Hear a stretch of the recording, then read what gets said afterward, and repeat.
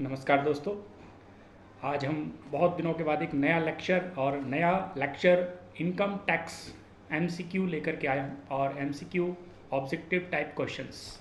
तो 15 या 16 ऑब्जेक्टिव होंगे जो बीकॉम के छात्रों के लिए काफ़ी अच्छे मार्क्स दिला सकते हैं। तो ऑब्जेक्टिव या एमसीक्यू स्टार्ट करते हैं। तो पहला ऑब्जेक्टिव आप सुनने पर विशेष रूप से ध्यान रखें। पहला ऑब्जेक्टिव जो मैं आपको बताने जा रहा हूँ वो है आयकर एक कर है। Income tax is a. Income tax को कर कहा जाता है। Direct tax, central tax, tax on income, all of above. आयकर को एक कर कहा जाता है। प्रत्यक्ष कर, केंद्रीय कर, आय पर लगने वाला कर और उपरोक्त सभी। इसका सही आंसर होगा डायरेक्ट टैक्स। दूसरा ऑब्जेक्टिव होगा आयकर लगता है। आयकर लगता है। Income tax is payable on every income, taxable income, receipt और प्रॉफिट। आयकर प्रत्यक्ष आय पर लगता है, कार्य योग्य आय पर लगता है, प्राप्ति पर लगता है या लाभ पर लगता है। इसका सही आंसर होगा टैक्सेबल इनकम पर लगता है, कार्य योग्य आय पर लगता है। तीसरा ऑब्जेक्टिव है normal exemptions limit for the assessment year 2021 and 22। जो एग्जेम्पशन लिमिट है 5 लाख, 2,50,000, 3 लाख और नन ऑफ अबव। तो नॉर्मल एग्जेम्पशन जो लिमिट है सभी टैक्स असेस के लिए वो होती है 2,50,000, 2.5 लाख रुपए। तो सेकंड ऑप्शन सही होगा, 2,50,000 एग्जेम्पशन लिमिट है। Next, income tax exemptions limit for senior citizen taxpayer for assessment year 2021-22. Senior citizen means above 60 years but below 80 years, उनके लिए एग्जेम्पशन लिमिट कितना है 3 लाख रुपीज़। तो चार ऑप्शन है 2,50,000, 3 लाख, 3,20,000, 5 लाख। सही आंसर है 3 lakh rupees. Income tax exemptions limit for super senior, it means above 80 years को एग्जेम्पशन लिमिट कितनी होती है 5 लाख रुपीज़। चार ऑप्शन है 2,20,000, 2,40,000, 2,50,000 एंड 5 लाख। तो 5 lakh is right answer. Super senior के लिए एग्जेम्पशन लिमिट 5 लाख, सीनियर के लिए 3 लाख और normal exemptions 2,50,000। Next objective, income tax is imposed on. आयकर लगता है व्यक्तियों पर, फर्मों पर, कंपनियों पर या उपरोक्त सभी पर। तो उपरोक्त सभी पर इनकम टैक्स लगता है। कंपनियों की आय पर लगने वाला कर होता है, जो कंपनी पर टैक्स लगाया जाता है उसको क्या कहा जाता है? आयकर, निगम कर, कंपनी कर, उपरोक्त सभी। It means income tax, corporate tax, company tax या ऑल ऑफ एबव। तो जो कंपनी पर इनकम टैक्स लगाया जाता है उसको स्पेशली कॉर्पोरेट टैक्स बोला जाता है। The right option is B. Next one, the central government received from income tax.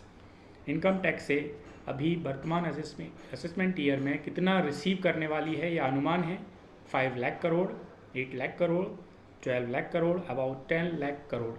तो अभी वर्तमान में 10 लाख करोड़ इनकम टैक्स से उसको मिलने वाले हैं।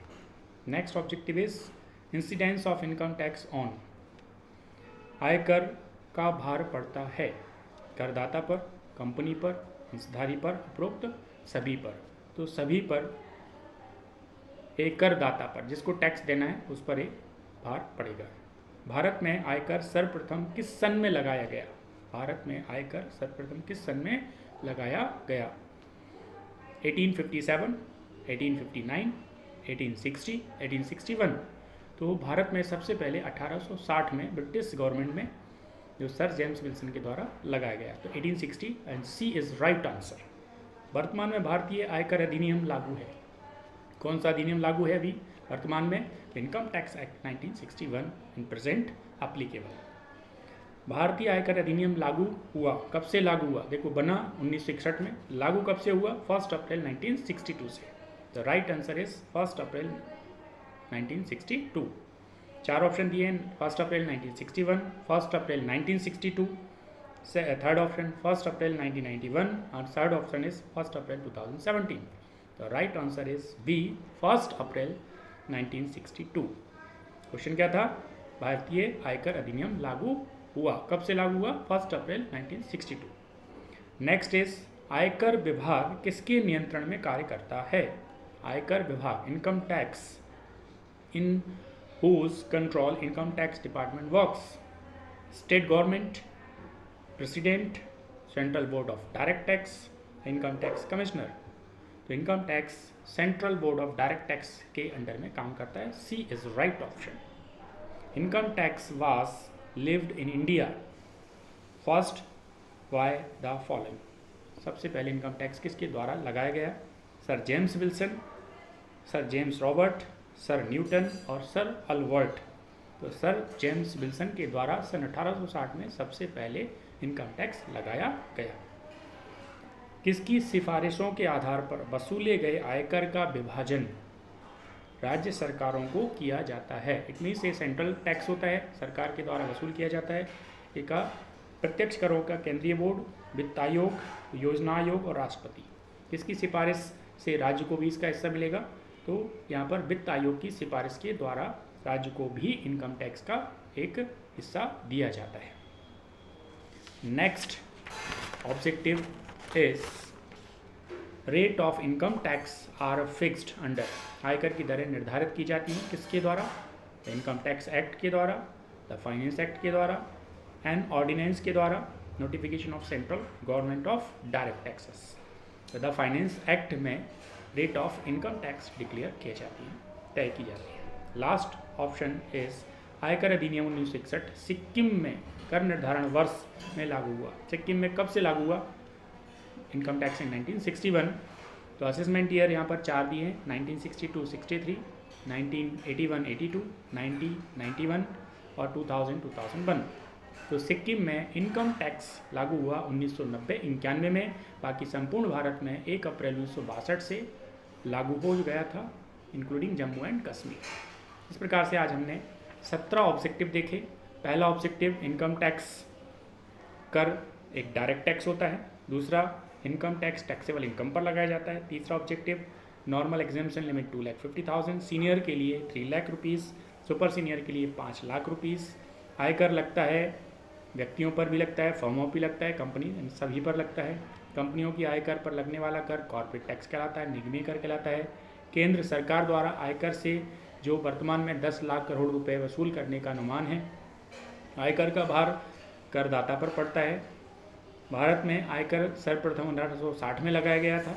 वर्तमान में आयकर अधिनियम 1961 लागू है। भारतीय आयकर अधिनियम 1 अप्रैल 1962 से लागू हुआ था। आयकर विभाग किसके नियंत्रण में कार्य करता है? तो वो central board of direct tax, प्रत्यक्ष करों के केंद्रीय बोर्ड के अंडर में काम कर रहा होता है। भारत में सर्वप्रथम जो कर लगाया गया था वो सर जेम्स विल्सन के द्वारा लगाया गया था और वित्त आयोग की सिफारिश के द्वारा वह राज्य सरकारों को भी इसका हिस्सा दिया जाता है। तो इसी प्रकार से ऑब्जेक्टिव अगर आप चाहते हैं सब्जेक्ट को लेकर के, तो आज मैंने MCQ इनकम टैक्स के लेकर के आया था। और आगे आप ऐसे ही MCQ चाहते हैं तो चैनल को सब्सक्राइब करें, शेयर करें और ज़्यादा से ज़्यादा लाइक करें। और कमेंट बॉक्स में अपने कमेंट्स देना ना भूलें कि नया टॉपिक, नया उसके MCQ आपको क्या चाहिए। तो आज के लिए आपका बहुत बहुत धन्यवाद। जय माता दी।